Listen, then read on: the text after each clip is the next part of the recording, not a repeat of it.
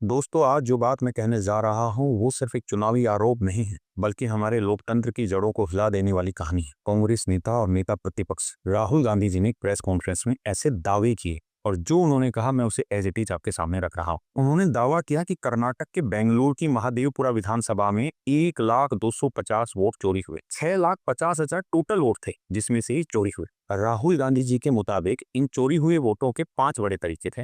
11,965 duplicate vote, जहां एक ही व्यक्ति का नाम अलग अलग बूथों में दर्ज था और वह 4-4 जगह वोट डाल रहा था। 40,009 फर्जी और अवैध पते, जिनमें कई ऐसे घर थे जो मौजूद हैं ही नहीं, या जिनके पते में हाउस नंबर 0 जैसा विवरण लिखा था, या पिता का नाम ऐसे बेकार या बेमतलब शब्दों से लिखा था, जैसे कि उदाहरण के तौर पे ILSDFHAUG या इस तरह के शब्द। भला किसके नाम हो सकता है? 10,452 ऐसे वोटर थे जो बल्क वोटर थे, यानी जहां एक छोटे से मकान के पते पर 40, कहीं 60, कहीं 80 अलग अलग लोग एक कमरे के नाम पर, एक कमरे के पते के नाम पर वोटर लिस्ट में था, और जहां सच में कोई रहता ही नहीं, ऐसा राहुल गांधी ने कहा। 4,132 नकली फोटो, जिनमें एक ही तस्वीर अलग अलग नामों के साथ लिस्ट में थी।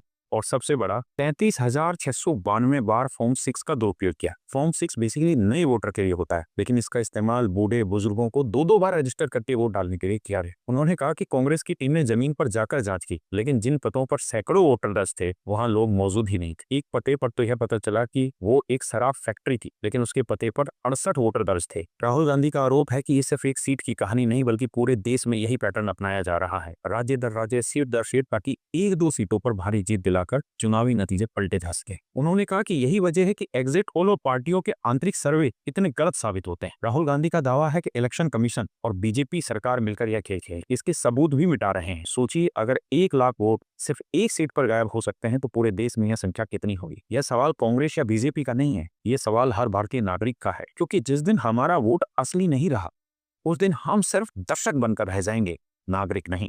अब तय आपको करना है कि चुप रहना है या सवाल पूछना है। मैंने तय किया कि मेरी वोट सिर्फ अधिकार नहीं, लोकतंत्र की रीढ़ है, इसलिए मैं सवाल पूछूंगा।